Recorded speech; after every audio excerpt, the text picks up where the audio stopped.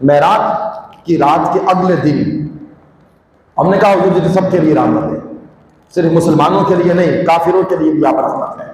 جتنے پیغمبر پہلے آئے وہ اپنی قوم کے لیے رحمت بنا کر بھیجے گئے، ماننے والوں کے لیے، نہ ماننے کے لیے، نہ ماننے والوں کے لیے وہ رحمت نہیں ہوتے تھے، اس لیے تو پھر اس قوم پر عذاب آتا تھا۔ یہ قوم نہ ماننے والے لوگ آج کون سے گناہ نہیں کر رہے ہیں، اللہ کا عذاب نہیں آتا؟ کبھی آپ نے دیکھا کہ کافروں کے چہرے مسخ ہو گئے؟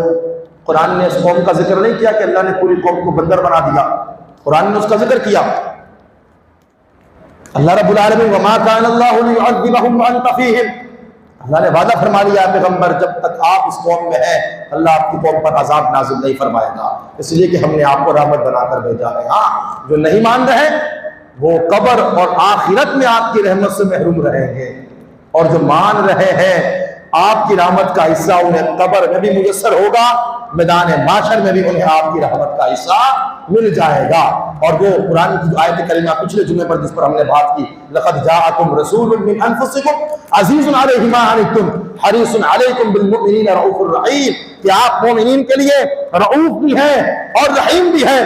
واستغفر لذنبک وللمؤمنین والمؤمنات، قرآن میں رب فرماتا ہے کہ پیغمبر آپ استغفار کیجئے اپنے ماننے والوں کے لیے اور اپنی ماننے والیوں کے لیے۔ حضور کو اس دنیا کے اندر اپنے ماننے والے اور ماننے والیوں کے لیے استغفار کرتے رہے۔ تو معراج کی اگلی رات حضور نکلے، دیکھا کہ ایک خاتون ہے اور ایک آٹے کا تھیلا اپنے کندھے پر رکھ کر کھڑی ہو رہی ہے، ایک خاتون، ایک لڑکی۔ حضور اس کے قریب گئے، حالانکہ وہ مسلمان نہیں تھی، عیسائی مذہب سے اس کا تعلق تھا۔ حضور اس کے قریب گئے، حالانکہ حضور کہاں اور وہ عورت کہاں؟ حضور رحمت للعالمین کہیں سبحان اللہ، حضور خاتم النبیین کہیں سبحان اللہ، حضور شفیع المذنبین کہیں سبحان اللہ۔ یا کسی بندے کو چھوٹا سا عہدہ مل جائے، ناظم چیئرمین بن جائے، کیا وہ روڈ پر جانے والی کسی خاتون کو روک کر پوچھے گا تیرا مسئلہ کیا ہے؟ اگر اس کے آفس میں بھی کوئی چلی جائے تو پھر بھی لوگ بات نہیں سنتے جب تک ساتھ میں سفارش نہ ہو۔ کہا آقا دو جہاں صلی اللہ علیہ وسلم، سرور دو جہاں، کائنات کے تاجدار، دو عالمین کے سردار، کہا اس قدر بلند و بالا شان، اور کہا کہ ایک خاتون، ایک عورت اور ایک لونڈی، آزاد عورت بھی نہیں، لونڈی ہے، غلام ہے، اور ایک آٹے کا تھیلا اٹھا کر کمر پر کھڑی ہے، رو رہی ہے۔ اللہ کے رسول چلے گئے اس کے پاس، جا کر پوچھا کہ تو کیوں رو رہی ہے اور تجھے کس بات نے رلایا ہے؟ اس نے کہا کہ میں فلاں عیسائی کی لونڈی ہوں، یعنی میں اس کی غلام، کنیز پرانے زمانے میں ہوتے تو غلام، اب نہیں ہے۔ اس نے کہا میں لونڈی اور کنیز ہوں فلاں عیسائی کی، اس نے مجھے بھیجا، کہا گندم دے کر کہ لے جا اسے چکی پر، اور چکی چلا کر آٹا پیس کر لیا، اور اس نے مجھے ایک وقت بھی دیا کہ اتنے وقت میں تمہیں آٹا پیس کر واپس لے کر آنا ہے۔ کہا مجھے دیر ہو گئی ہے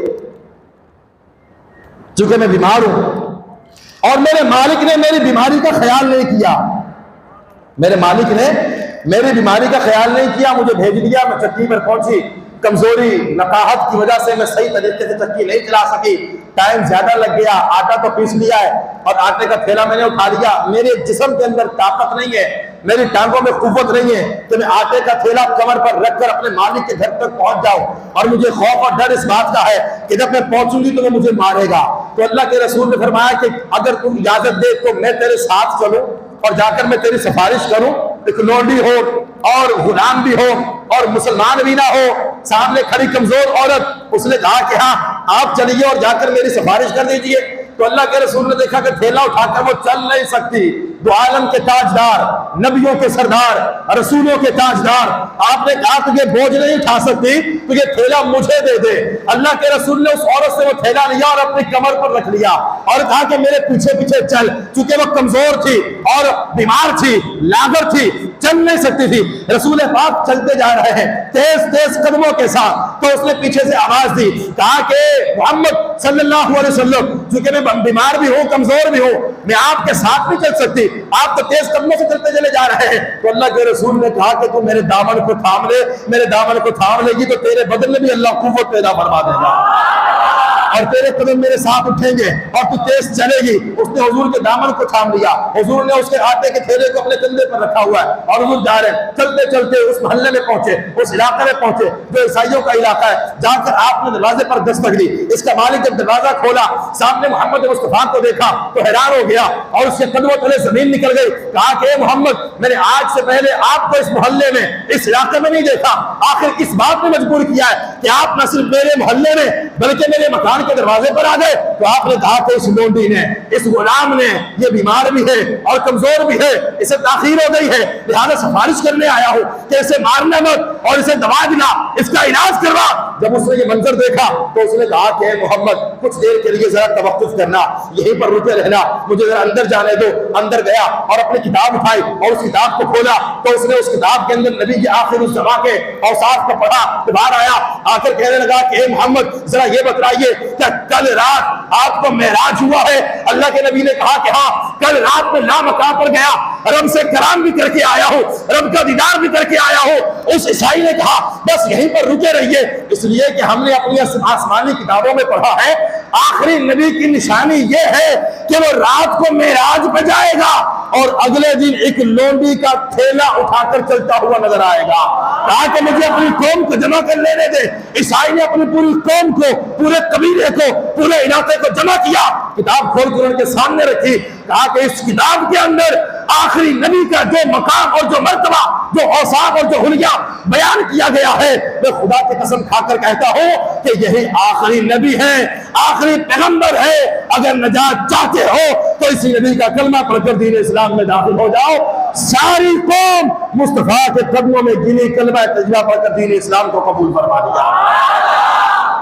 یہ حضور کی رحمت کا حصہ تھا جو اس پوری قوم کو مل گیا, کہ حضور کو اللہ نے ایسا رحمت بنا کر بھیجا اس کائنات کے اندر. کہاں ایک عام سی مخلوق, ایک عام سی عورت جو لونڈی بھی ہو اور غلام بھی ہو اور مسلمان بھی نہ ہو, یہ اللہ کے حضور علیہ السلام کو اللہ نے جو رحمت کا حصہ عطا فرمایا اس کی ایک جھلک ہے.